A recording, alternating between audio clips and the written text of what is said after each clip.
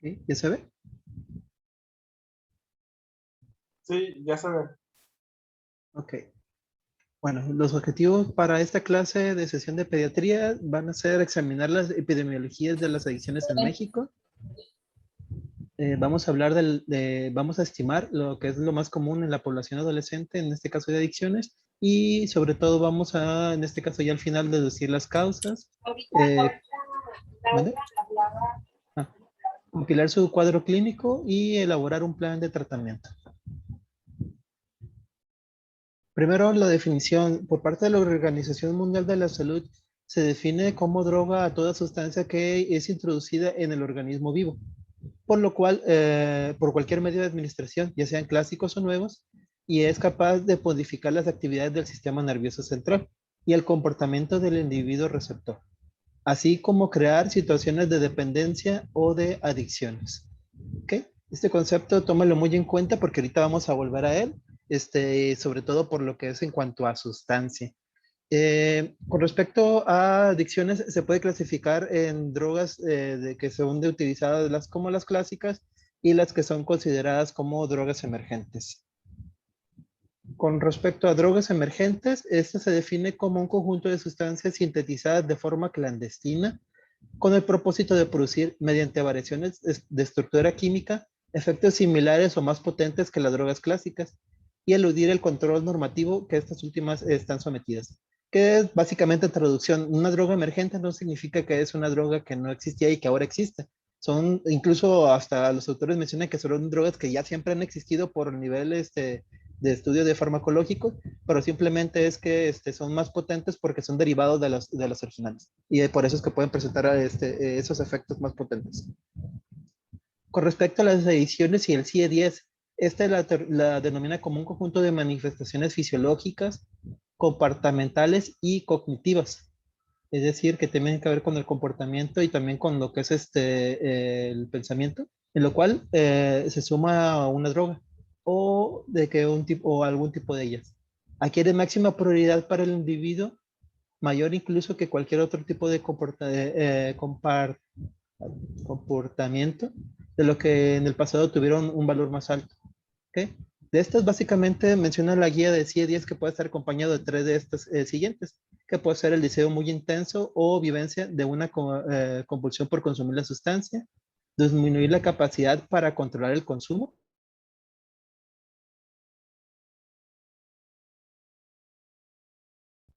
hay tolerancia, es decir, tiene que aumentar la dosis, abandono progresivo de otras fuentes de placer o de diversión por el cambio de estar siguiendo drogado, y por último, persistencia en el consumo de sustancias a pesar de su evidente consecuencias perjudiciales.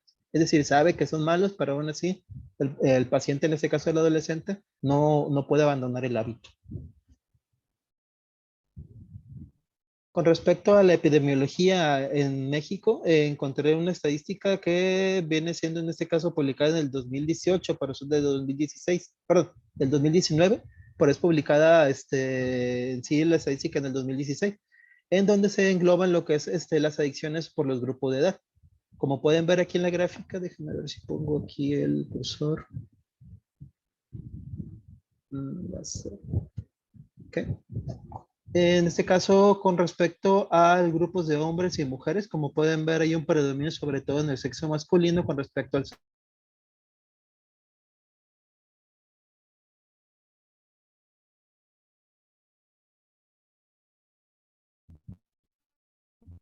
También sobre la misma epidemiología, se estadificó que para los pacientes que han consumido por al menos alguna vez algún tipo de droga, estas, como pueden ver en la tendencia, siempre ha sido a la alza. Es decir, cada vez hay más, conforme pasan los años, consumidores jóvenes.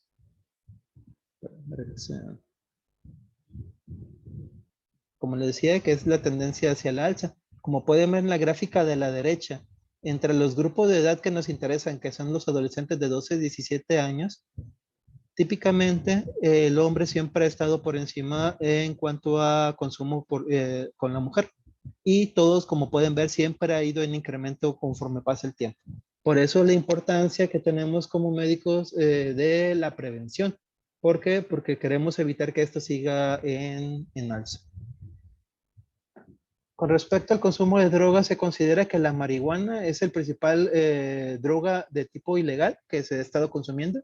Dice que entre el 2016 y el 2017 se reportan que entre los consumidores de promedios han sido un 3.5% de los que han estado en consumo en el año 2002 y este se incrementó para el 2016 en un 8.6%, que para traducción en números, si consideran que es poco, un 8.6%, son alrededor de más de 7 millones de pacientes. Y aquí como ponen la grejita, simplemente es una estadificación de lo que acabo de mencionarles aquí arriba. Porque aquí está la pantalla me estorba. Ok. Con respecto al estudio que presentó el ENCODEM en el 2014, reportó que en cuanto a los grupos de estudiantes de primaria, que son de quinto y sexto año, y los estudiantes de bachillerato secundaria, se nota que hay una enorme diferencia en cuanto al aumento de consumo de marihuana. Se mostró que, por ejemplo, en personas todavía de primaria ya hay un 2.3% de pacientes que lo consumen y en cambio ya a niveles superiores ya se incrementa hasta un 10.6%. Del 12.9% de hombres correspondía a ese porcentaje que los consumían y un 8.4% representaban a mujeres. Lo anterior convierte a la marihuana, por lo tanto, es en la sustancia ilegal más consumible por los estudiantes.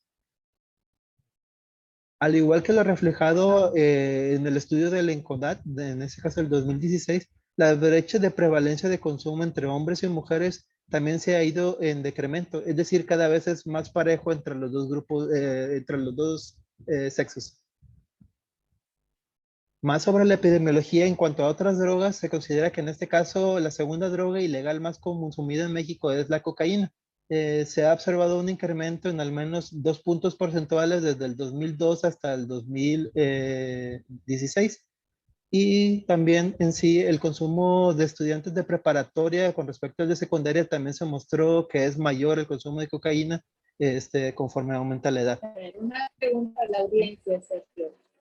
¿Cuál ha sido, Carlos Díaz, el niño o el menor más joven que hayas visto con una adicción? ¿Alguna situación?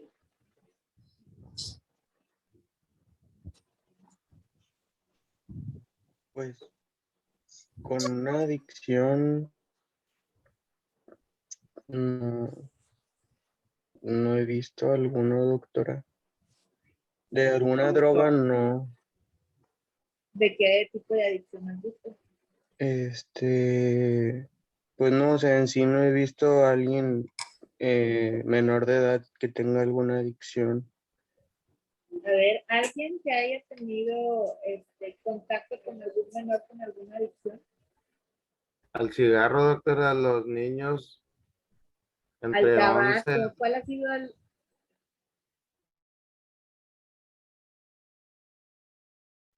A mí me ha tocado en un chico de 17 años con su papá cuando consultaba en la privada, que pues querían que le hiciera un certificado para que pudiera él ingresar a un centro de rehabilitación.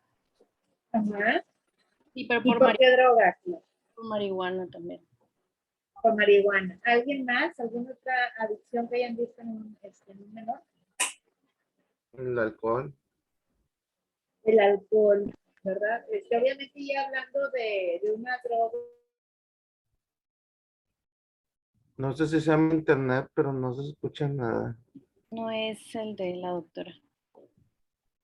Es que tampoco se escucha. ¿Cierto? No se escucha.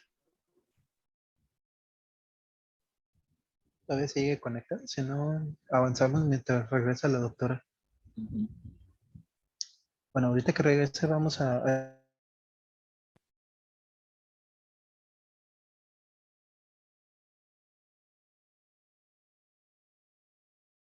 pero ahorita vamos a retomarte en cuanto a drogas ilegales. También otras drogas que se han detectado en este estudio del INCONADE ha sido lo que es el consumo de opioides, anfetamínicos e incluso lo que es también drogas medicinales, es decir, drogas que son de transcripción o de receta por parte de nosotros. Y nada más así como a forma de introducción, en cuanto al consumo del tabaco, se estima que es un 30.4% de las personas adolescentes que consumen este tipo de droga, y que en sí este viene siendo la segunda causa. La primera causa viene siendo el alcohol, que representa el 53.2%. Y de estos 53.2% se estima que el 14.5% beben en exceso. Se consideró que para este estudio un beber en exceso para el adolescente correspondía al consumo de más de 5 latas de cerveza durante un mes, o incluso en el caso de las mujeres hasta 4.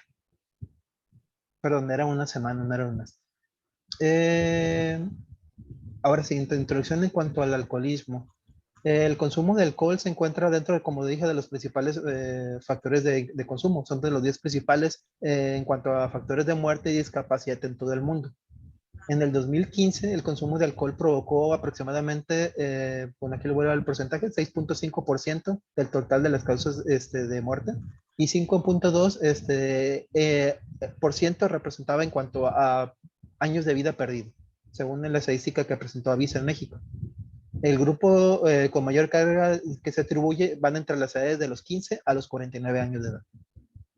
Se detectó también, por ejemplo, que el uso excesivo, como dije en este caso, de 5 o más copas al mes, bueno, eran mes, 5 más copas de consumo al mes en mayores de edad, o en lo que es en este caso también en menores, correspondía a un incremento del porcentaje de consumo excesivo en los últimos años. Bueno, esta es otra estadística en cuanto a en salud. Mencionaba que en cuanto al consumo de alcohol, los hombres, como menciona aquí la estadística, representaban un 22.5% entre de los que venían siendo de los jóvenes, y las mujeres a un 26.4%. Y pues por si no sabían, se le da tanta importancia a nivel federal en cuanto al consumo de alcohol, que se nombró el 15 de noviembre como el Día Nacional contra el Uso de Bebidas Alcohólicas. ¿Por qué? Porque precisamente por lo que estuvimos viendo aquí anteriormente en cuanto a estadística, el consumo de alcohol por parte de los adolescentes es muy alto. Es decir, como dijimos, es mayor del 50% han consumido alguna vez alguna bebida alcohólica. Con respecto al tabaco, el tabaquismo se considera, como dijimos, la segunda causa de adicción más común. En México se estima una población de 85.2 millones de habitantes que van entre los 12 y los 65 años que han consumido al menos alguna vez tabaco. Aquí en esta estadística, como pueden ver, vamos a abarcar solamente en este porcentaje, que si bien linealmente con respecto a otros grupos es un porcentaje muy pequeño, como en este caso viene siendo estas son las mujeres, y en este caso de este lado el porcentaje de lo que son los hombres que consumen tabaco, es el grupo al que sobre todo se le está trabajando más para buscar la prevención. Estoy señalando, de hecho.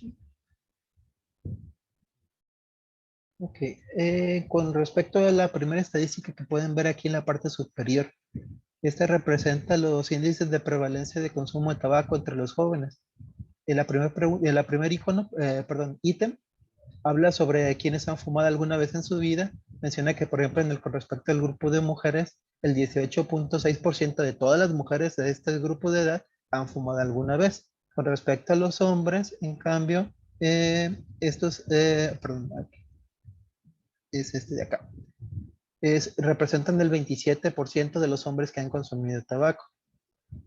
La otra que le quería mencionar era el de aquí abajo con respecto a la prevalencia, es decir, que continúan siendo fumadores, viene siendo la representación por el numérica de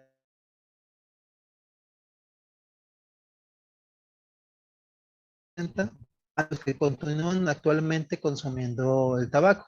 Con respecto al 18.6% que es de las que la 8.9% son las que aún consumen el tabaco de las mujeres, y del hombre, que era un 27% de los que probaron alguna vez, el 16% todavía continúa utilizando el tabaco como una forma ya adictiva. ¿Qué hay en cuanto a la clasificación? Se menciona que en este caso las clasificaciones de las adicciones las podemos agrupar en 3 grandes grupos. Los que son de drogas de depresoras, como en este caso el alcohol, los opiáceos, barbitúricos o hipnosedantes. Las drogas que pueden ser estimulantes, como la cocaína, anfetamina o las antinas. Y lo que son las drogas psicodélicas, como en este caso es el cannabis, los alucinógenos, las sustancias volátiles y metanfetaminas.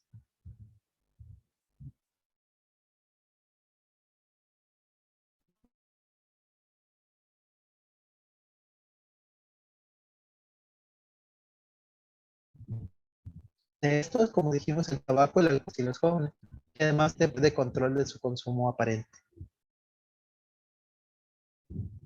Ahora la gran pregunta del millón es, pero si ya sabemos todo lo del tabaco y creo que les aseguro que si agarran a un adolescente y le preguntan por qué es malo fumar o por qué es malo beber en exceso, saben ellos la razón, pero aún así, ¿por qué ellos son fáciles de, en este caso, caer en este tipo de adicción? Para eso, Claudia, ¿tú por qué crees que en este caso los jóvenes son pues los clientes frecuentes para este tipo de adicción? Pues es que son muy fáciles de influenciar por caer bien también en el propio círculo social los puede hacer orillar a probar cosas nuevas y ellos ya se enganchan. Son varios factores. O la Okay. familia. Entonces hablas más de un factor social o de pares que está contribuyendo. Ujú. Mi tocayo, a ver, Sergio Montiel, ¿tú por qué crees que en este caso los jóvenes son más propensos al consumo de este tipo de drogas? También podría ser por problemas familiares que buscan como una Ah, salida en sí. las drogas. Algún Sí, de hecho, conflicto eso es uno de los intrafamiliar. factores más importantes que menciona el doctor Sergio. Carlitos, otro factor que tú consideras que puede ser predisponente para los jóvenes. Pues que realmente son de fácil acceso. O sea, cualquier persona se las puede facilitar. Ujú. También son de fácil acceso, al menos de los primeros dos que dijimos que son drogas legales, alcohol y tabaco, pues son fáciles a lo mejor de adquirir. Tal vez si existe una ley que vete el consumo para ellos, perdón, la compra para ellos, pero pues obviamente se las arreglan los jóvenes para poder conseguirlo. ¿Ok? Bueno, déjenme avanzarle un poquito. Lo que yo encontré con respecto al por qué. El uso de las drogas a menudo ocurren, sobre todo como dijimos, en estas edades, pero pueden ser por varios factores. Uno es por el que se encuentran en un periodo de transición. Sabemos que en ese periodo de las adolescencias es cuando empieza a haber ciertos cambios. Los jóvenes empiezan a sufrir bastantes periodos de estrés, problemas de ansiedad y también andan con la sensación de querer buscar algo nuevo. Entonces, eso puede ser un factor que ellos influyen para el consumo de la droga. Pueden comenzar de una forma, a lo mejor para manejarse sus emociones negativas y piensen que es una respuesta pues, para salir de ese escape. Lo otro que se ha señalado reiteradamente es la presión de pares, como dijo la doctora Claudia, el hecho de andar curioseando o la pobre integración en cuanto a la familia, como mencionó también el doctor Sergio, son factores que contribuyen a ello. Algunos otros factores que los han asociado es en cuanto a la pobreza, la falta de algunas alternativas u oportunidades o una percepción de desesperanza en el futuro. Lo que sí todos los investigadores se han puesto en cuenta es, bueno, en este caso lo que viene hasta acá abajo, es que la familia juega el papel más importante en cuanto a los factores de prevención. Algunos otros estudios también, como mencionan en este caso, en esta partecita, que se han mencionado, tiene que ver, por ejemplo, las características ajenas a los valores convencionales. Es decir, a lo mejor si se le inculcaron desde joven, ¿sabes qué? No debes de consumir, esto se te considera mal desde pequeño, o valores que le han mostrado a la familia, puede ser un factor que lo protege. Con mayor preocupación, por ejemplo, en cuanto a la independencia y la autonomía. Puede ser también el hecho de que querer los jóvenes buscar ser independientes, ya no estar a lo mejor bajo la presión de siempre estar cuidados por sus padres, y una forma de rebelarse y buscar la independencia puede ser el buscar la droga. Con una visión sombría en cuanto a lo que es a la sociedad y bueno, algunas otras cositas. Lo que quiero mostrarles a continuación es lo que mostró en este caso en Europa, que se hizo una estadística para conocer un poquito más por el boca propio de los jóvenes, el por qué ellos deciden consumir. Lo que mostró en este caso la estadística de Europa es que el 61% de los jóvenes de ellos era simplemente por curiosidad. Ellos deseaban saber qué se sentía o qué es lo que era consumir ellos. El 46% era por la presión de grupos o de pares. Un 40% buscaba nuevas emociones. Es decir, sabían qué es lo que iba a pasar si consumían algún alucinógeno y pues querían en ese caso sentirlo. Y la existencia de conflictos familiares representaba en este caso un 29.7%. Es interesante por un lado porque en México no se ha hecho una estadística como tal. A lo mejor en este caso no podemos encontrar algunas variaciones con respecto a la europea. Puede ser, hay muchos factores que pueden contribuir a este cambio. pero esto es para por lo menos darnos una idea de qué es lo que pueden pensar los jóvenes en consumo de droga. Algunas otras cosas que se han mostrado es, por ejemplo, que simplemente el hedonismo, la moda, la desmotivación y la falta de perspectiva, y que sobre todo también puede venir de la mano de trastornos mentales, pueden ser otros factores predisponentes para el consumo de la droga. Y otra que no hemos considerado mucho y de lo que se ha estado hablando últimamente es sobre las ciberadicciones. No sé si alguien ha leído algo al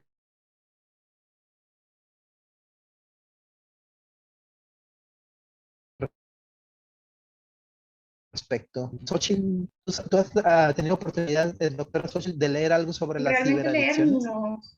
no he leído nada de eso. ¿Y qué sabes en este caso tú al respecto? Me imagino que te ha tocado pues, una conversación de familia y te digo, no, pues sabes que tu sobrinito o alguien está mucho en el videojuego o en el internet. ¿Qué opinión tienes tú al respecto de él? Pues, por lo mismo de que las tecnologías actualmente se ocupan para también lo laboral, y estar expuesto siempre a una pantalla, más las aplicaciones de que todo lo hacen más fácil, entre comillas, creo que la mayoría de la población que pues, cuenta con este tipo de tecnología sufre de adicciones porque, o sea, no sé muy bien por qué me hace explicar. ¿Qué es lo que has visto, Xochitl? Pues es que lo que he visto es de que la mayoría de las personas están en una conversación y están con sus teléfonos móviles y no pueden ni siquiera tener una conversación cara a cara con otra persona porque pues están más preocupados por tomar una fotografía de alguna comida o del suceso que está pasando, pero ni siquiera están prestando atención a la otra persona. Bueno, es lo que yo he visto. Bueno, Fátima, que es la que tengo aquí también en la camarita, Fátima, ¿tú crees, para empezar, que existen las ciberadicciones? Porque pues a lo mejor el doctor está mencionando ciberadicciones, pero ¿realmente existe una ciberadicción o es solamente un cuento o algo que se está inventando? Pues yo creo que sí, porque pues últimamente hay más fácil acceso al internet, entonces pues desde niños pequeños, no sé, 6, 5 años, desde que aprenden a usar el celular o a veces les compran iPads o computadoras, entonces tienen acceso a este servicio y pues con el paso del tiempo se ve que ya no pueden hacer otras cosas, o sea, pasan más tiempo en el internet, incluso a veces posponen la comida o posponen hacer otras actividades, ya no salen tanto a jugar o incluso ahorita con el tema de la pandemia pues es más frecuente porque pues están más tiempo en su casa, o sea, no salen a los parques o con los amigos. Entonces creo que sí pues es un tema importante actualmente. ¿Puedo opinar? Sí, claro, claro. Bueno, lo que pasa también es que, por decir, hay muchos juegos de video en línea o no, que utilizan sistemas muy similares a los que se utilizan en los casinos, en donde, bueno, y estás introduciendo el sistema del casino a un cerebro que no está totalmente desarrollado. Y si los adultos se pueden volver ludópatas, los niños aún más fácil se pueden volver ludópatas. Ese es uno de los más graves problemas. De hecho, se han metido en problemas legales los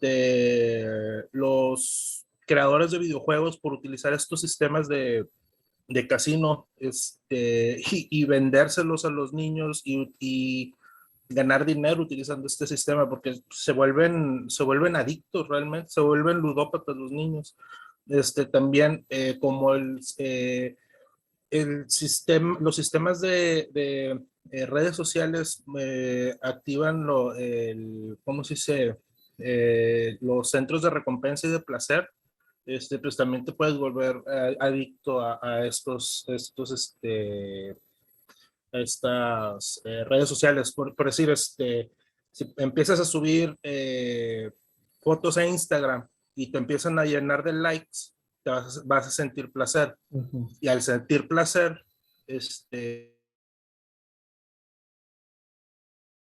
te vuelve al mecanismo de la adicción. Ujú. Sientes placer y luego cuando dejas de tener ese placer, vuelves a hacer aquello que te causó placer, que en este caso es, por decir, subir una foto a Instagram.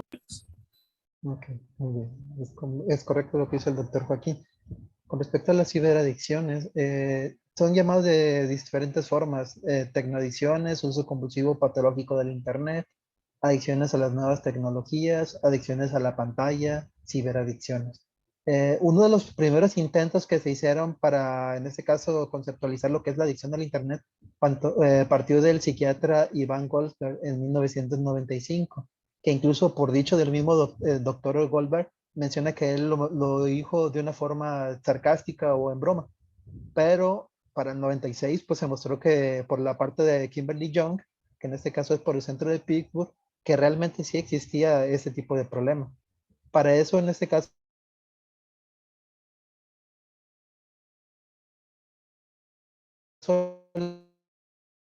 la doctora Young con respecto a pero antes de avanzar, se le tomó como a broma a la actualidad. ¿Por qué ha sido en este caso el hecho de que a lo mejor no se ha tomado tan en serio las ciberataques? Ahorita el doctor Joaquín creo que me especificó claramente lo que quería llegar en este punto. Es que cumple específicamente los mismos criterios que en este caso, déjeme darle clic aquí. Ay, porque no me quiere avanzar. Ay, bueno, no puedo regresar. Pero bueno, iba a ir a la definición con respecto a la OMS de qué es una adicción. Y si se fijan, una adicción cumple exactamente los mismos criterios que puede llenar una ciberadicción. Es decir, el paciente recurre a él, deja actividades que le gustan, abandona, por ejemplo, convivencias por el hecho de estar a lo mejor en la computadora o estar en su celular en vez de estar conviviendo. ¿Y a cambio de qué? A cambio de un placer que le va a llegar en ese momento, que en este caso puede ser un like o que le empiezan a contestar sus amigos. ¿Okay? Sobre este mismo punto, la doctora Young define el término de... Bueno, pero define básicamente el término de las adicciones es porque reúnen un cierto conjunto de síntomas cognitivos, conductuales y fisiológicos. Es decir, las personas net dependientes realizan un excesivo uso de Internet, que esto les genera una distorsión de los objetivos personales, familiares y profesionales. Es decir, ya no empiezan a interactuar con su medio externo. Para ello creo esta tablita que es la que les estoy mostrando, que es una serie de 9 preguntas para saber si los pacientes en este caso son o no son adictos a la Internet. Las preguntas, pues ahí les pueden checar, nada más voy a tocar las primeras 2, dedicar más tiempo del que cree que debería navegar por la red. Si la respuesta es sí, pues ya tenemos ahí un punto. Si el cambio es no, pues podemos pasar a la siguiente pregunta, que en este caso piensa que tendría un problema si se redujera el tiempo de pasar el Internet. Es decir, si crees que te va a pasar algo por dejar el Internet, posiblemente él diga que no, pero pues aún así sigue utilizándolo. Entonces también consideramos que esto puede ser un adicto. Yo creo que a todo el mundo nos ha tocado a alguien conocido que no puede dejar, por ejemplo, el celular a la hora de la comida. Al menos a mí me tocó, por experiencia de una compañera, en una ocasión que fuimos a Chihuahua en un viaje, todos nos sentamos para comer, pero ella no podía dejar el celular. Y habíamos apostado en el centro de la mesa, poner todos los celulares y el que tomara el celular para contestar cualquier cosa es el que iba a pagar la cuenta de todos. Ella mejor dijo, ¿sabes qué? Pues yo mejor pago y agarro mi celular de una vez porque no lo voy a dejar. ¿Creen que había en cierta forma adicción? Pues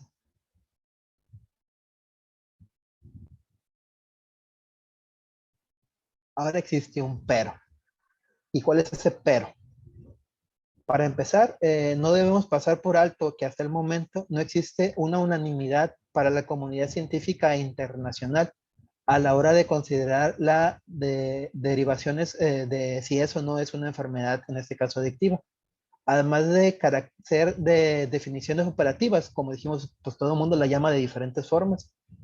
Entonces, en ese sentido, se ha visto una relación, por ejemplo, con problemas psiquiátricos, que realmente ese puede ser el trasfondo en cuanto a las ciberadicciones, pero también no se ha descartado como tal. Es decir, sabemos que hay pacientes que tienen problemas psiquiátricos y que eso les va a facilitar que obviamente se puedan agrupar dentro de lo que es el término ciberadicción. Pero la pregunta es, ¿habrá dentro de los ciberadictos personas que no tengan ciertas patologías psiquiátricas? Esa sería una pregunta. Incluso hasta un compañero R2 les dije, ¿sabes qué? Pues en México no hay muchos estudios sobre lo que son las ciberadicciones. A lo mejor valdría la pena hacerse un estudio al respecto en nuestra población. ¿Hay o no ciberadicciones? ¿Y qué porcentajes se pueden presentar? Doctor, pero no Vale. podríamos decir también que todas o casi todas las adicciones tienen como una comorbilidad psiquiátrica de fondo. La mayoría de los adictos tienen depresión una vez que los empiezas a estudiar. Entonces, pues yo creo que van de la mano. Bueno, esa es mi opinión. O sea, las adicciones van de la mano con alguna otra comorbilidad psiquiátrica, casi siempre o siempre. Sí, mira. ¿Me escuchan? Ah, sí, doctor. Okay. Ah, ok. Es que estaba dando con el audio. Sí, aquí yo también, otra cosa que hay que ver, es un punto muy válido el que menciona Joaquín. Si hay una baja autoestima, si hay una crisis severa familiar, a veces una crisis severa para un niño o un adolescente es la llegada de un hermano, la partida de un familiar, el fallecimiento de un abuelo, de un padre, un divorcio, un cambio de ciudad, un cambio de escuela, porque estamos hablando de menores, ¿verdad? Y si habitualmente a un adulto le puede causar conflicto una crisis de este tipo, pues a un niño más, porque muchas de las ocasiones un cambio de ciudad, un cambio de colegio, a él siente un arrebato de amistades, un arrebato de la sociedad y puede ser un punto álgido en el inicio de una adicción, ¿verdad? Como dice Joaquín. Ahorita con la situación que estamos viviendo, o sea, puede ser que a lo mejor haya aumentado la adicción en el alcohol y en el tabaco, en adolescentes o en jóvenes, porque lo tienen en la casa, muchas de las ocasiones. Y habitualmente roban los cigarros, roban.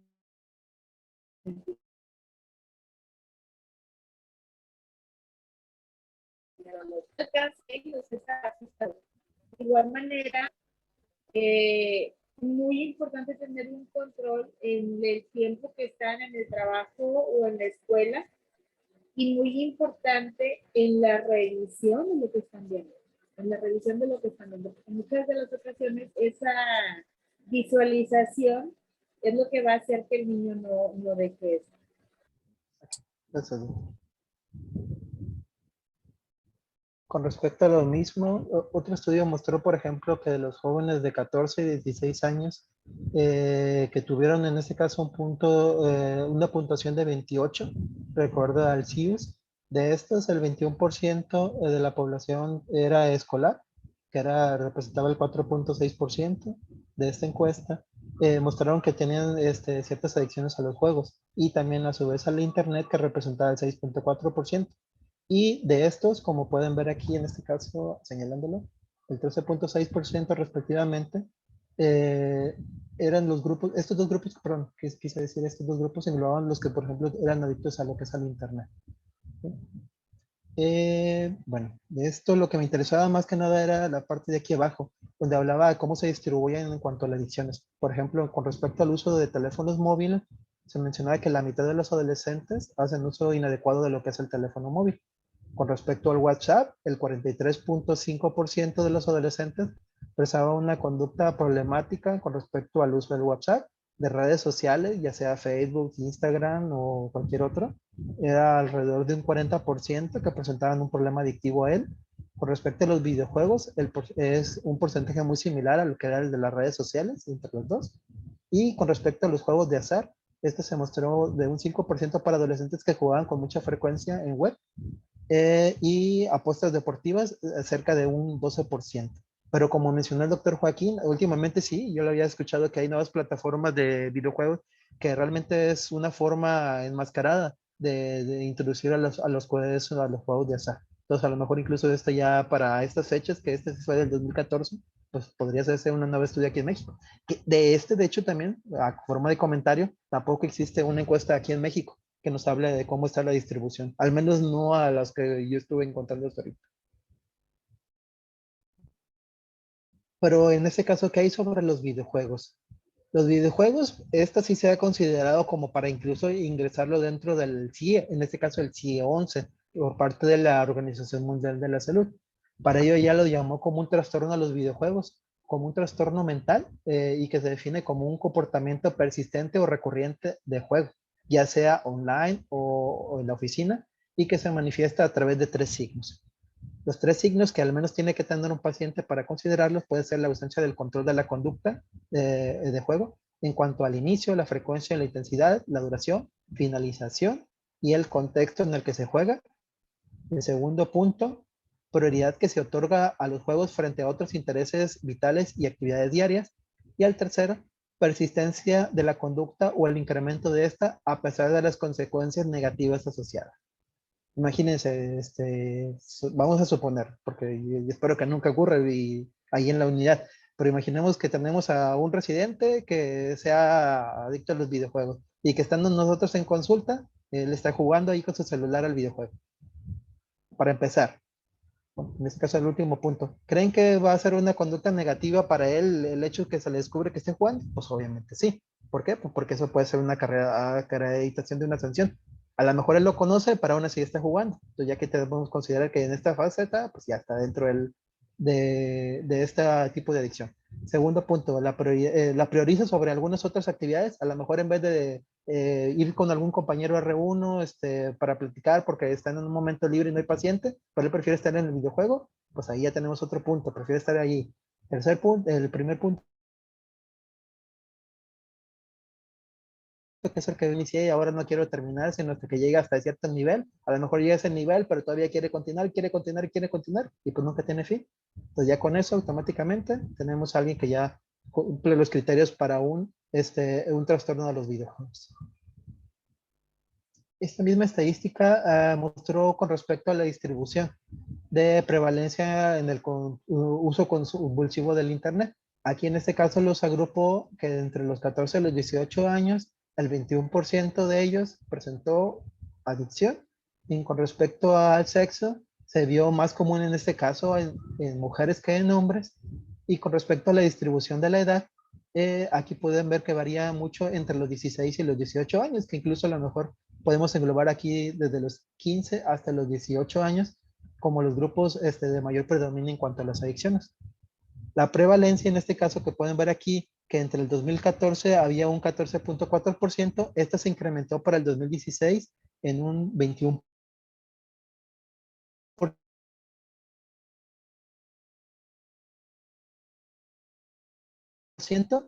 El tiempo de cóntica para el 2020-2021, esta todavía va a ser más alta.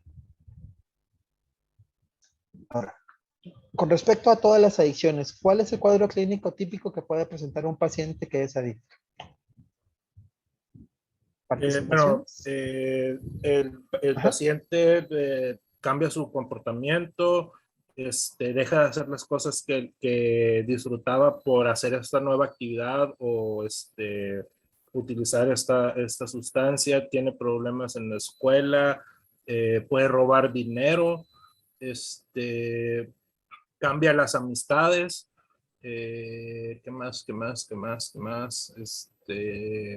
Le pueden encontrar artefactos relacionados con el uso de sustancias, latas, cucharas, jeringas. Su aseo personal va decayendo. Y como dije, pueden presentar signos también de... El desempeño escolar.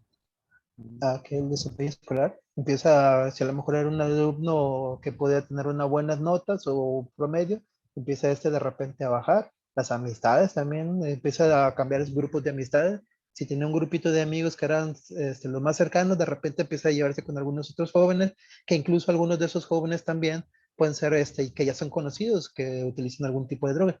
Lo típico para ese tipo de consulta de pacientes pediátricos, pediátricos con el consumo de droga, van a ser los padres. Los padres son los principales, digamos, indicador para sospechar a un paciente que es adicto.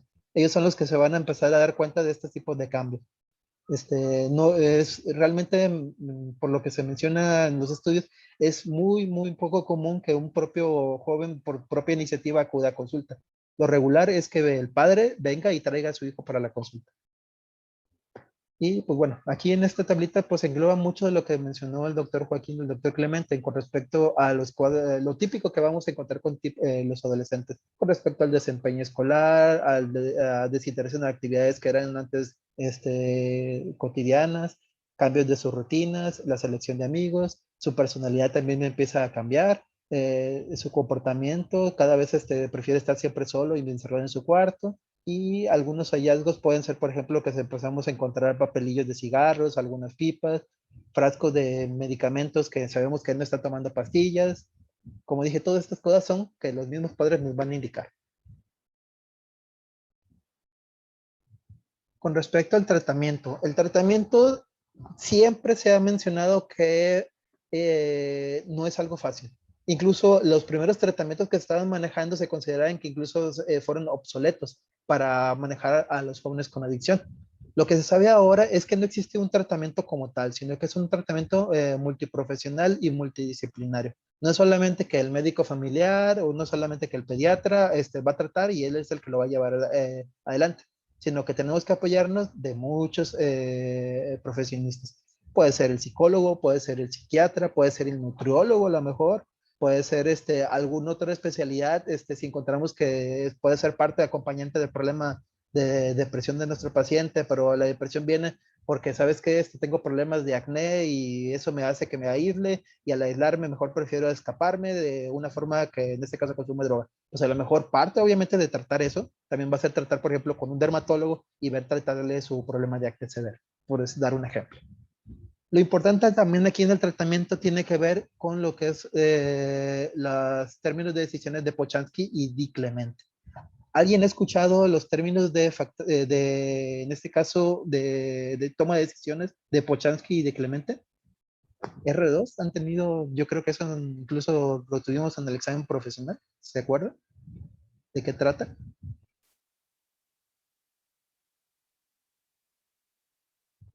Pues son los pasos como para ir realizando poco a poco para cambiar, pues en este caso, la situación del paciente. O sea, pero él tiene que decidirlo. Y ahí te lo pongo, Claudia, exactamente, son como dice la doctora Claudia, son una serie de pasos que tenemos que tomar para una fase de cambio. Ahora, la pregunta es, ¿por qué hablamos de este caso, de esta tablita y el tratamiento? Es porque normalmente cuando tenemos que tomar el tratamiento de un paciente, tenemos que determinar en qué parte de esta tablita se va a encontrar nuestro paciente. Lo que siempre se ha visto es que en el caso de los adolescentes, ellos se encuentran en la etapa de precontemplación, que ellos no son conscientes de su propio problema. ¿Okay? Entonces, si a nosotros nos llega un paciente que está en una etapa de precontemplación, ¿qué creen que va a pasar con ese paciente si nosotros empezamos a hablar? ¿Sabes qué? Pues tenemos que darte un tratamiento, quitarte lo que es esta adicción. Lo que va a pasar.